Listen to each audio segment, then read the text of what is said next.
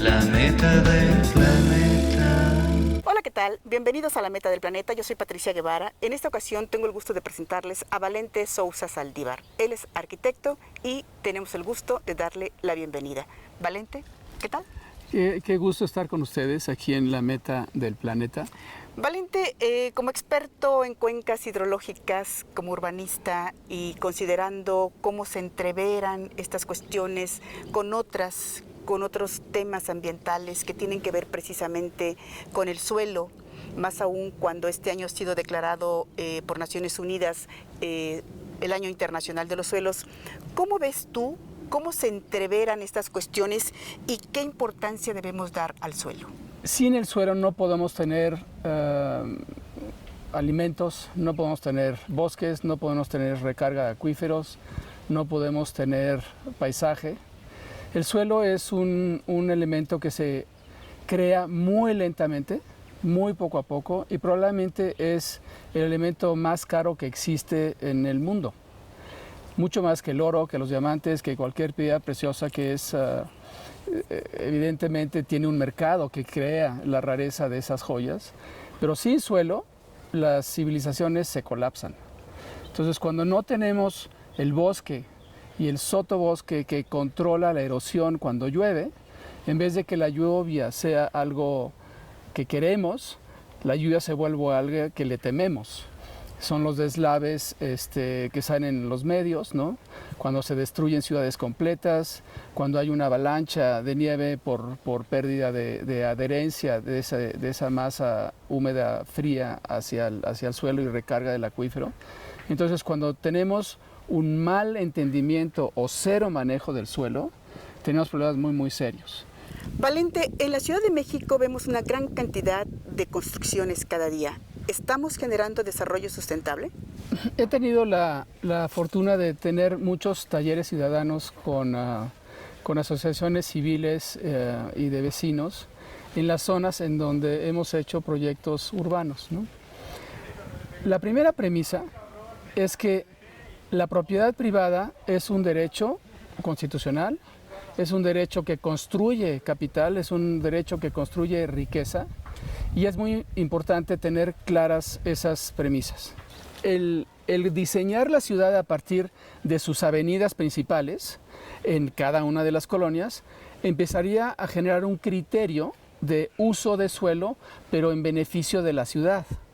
Mientras nosotros diseñemos la ciudad a partir de lote por lote, entonces el dueño de esa propiedad, que tiene todo el derecho a desarrollarla, la va a hacer de acuerdo a un arquitecto, a un análisis económico, a una rentabilidad, a un permiso de suelo que le asigna la delegación, y así el de junto y el de junto y el de junto.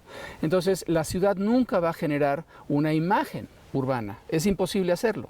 Tú como ocupante del espacio público caminas por un espacio que ha sido ordenado por las reglas de operación comunes de la sociedad, y entonces ya no se vuelve un problema el vivir en ciudades que tienen altas densidades. Digo, Nueva York es obviamente el ejemplo típico de alta densidad y es una ciudad muy agradable. O sea, ahí todo es de 60 pisos para arriba y no hay un problema de percepción ciudadana de que hay demasiada obra, que hay demasiada construcción, de que, etcétera. Y la percepción ciudadana es de que nos vamos a quedar sin agua, de que nos vamos a quedar sin energía, que nos vamos a quedar, etcétera. Eso es un tema de infraestructura que se puede construir. Y en el tema del agua, que obviamente en la Cuenca de México, desde el punto de vista geográfico, el agua no es un problema, es un problema de gestión. Aquí cada año llueve más, pero regresando a la primera pregunta del tema del suelo, mientras no gestionamos los taludes en donde están nuestros bosques, si tenemos una gestión de esos bosques, tenemos recarga al acuífero y tenemos todo el agua del mundo, pero la tenemos que gestionar, no podemos dejarla a la buena, no podemos decir que llueva, que no llueva, que invadan, que no invadan, que ocupen suelos de conservación o no los ocupen, porque no hemos generado la conciencia en los que habitamos en esta ciudad de que el suelo de conservación no es tener pajaritos y árboles, es tener suficiente biomasa para que cuando llueva se infiltre. Y la única manera que se infiltre es que le des un amortiguamiento a esa lluvia Entonces, se han hecho muchísimos estudios, se han hecho ejercicios de reforestaciones que están bien pensados y en donde hemos medido que entonces tienes un 100% de infiltración, 100%, no 28, 100, porque estamos sobre 3 cordilleras volcánicas y los volcanes son porosos por su naturaleza, porque son pómez, ¿no? Y entonces tenemos la virtud de tener un suelo muy apto para recarga de acuífero, pero no hacemos las políticas públicas que van a fomentar que eso lo hagamos. Entonces, ciudadanos que nos escuchan, sean los grandes defensores de que tengamos un suelo que pueda recargar el acuífero. Valente, tocas puntos muy interesantes que me llegan al corazón como científico social, como científica social. ¿Realmente tenemos suficiente difusión del tema suelo de conservación y de los que se entreveran con este concepto? El suelo de conservación es como el suelo prohibido. La gente, por supuesto, que lo entiende como un suelo que hay que cuidar, o sea, lo tienes que conservar, pero ¿para qué lo quieres conservar? Entonces, la manera más expedita es protegerlo como lo prohibido, como no hagas, no tires, no quemes, no todo. Y la conversación de un suelo de conservación es de nosotros, es de todos, vamos a cuidarlo, vamos a estar ahí, que por supuesto que hay campañas de medio que así lo comunican, ¿no?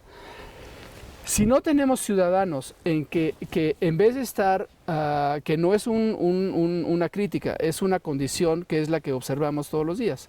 O sea, los ciudadanos están siempre en contraposición a la autoridad. En vez de que la autoridad, en el momento de campaña, generen equipos de trabajo junto con, y hay algunos políticos que lo hacen, ¿no? Pero poquititos, ¿no? Generen un proyecto que se vuelva una manera de operar de esa comunidad. Mientras no hagamos esa conexión, y ahí los sociólogos son elementales, porque los sociólogos son los expertos en cómo se hace estadística, cómo se mide opinión, cómo se determina lo que sí es y lo que se supone, desde el punto de vista de la percepción ciudadana, y entonces ellos pueden ser unos grandes coordinadores de a dónde quiere un grupo social llegar. Porque en lo que generalmente nos frustramos es que nos quedamos en el denostar al político antes de que empiece siquiera a operar, porque todos son iguales, porque son unos ladrones, porque eso es gente horrible, porque no se puede hablar con ellos, porque siempre andan en sus camionetotas. Entonces la percepción que tenemos de los funcionarios públicos, que elijamos o no, que cruzamos la boletita o no, al final del día los despreciamos. Ellos nos tienen pánico, nosotros los despreciamos y es una conversación de sordos. Los políticos no son buenos interlocutores, son catalizadores, pero no son interlocutores porque no son interlocutores válidos. Tú necesitas a alguien en medio que es el que traduce lo que la sociedad quiere, ponerlo en orden y decir, vamos a llegar aquí para fin de este periodo político. ¿Qué haces en el día a día como ciudadano para cuidar el medio ambiente? Yo me dedico a hacer la promoción de tecnologías que hacen mucho más eficiente el uso de los recursos, ¿no?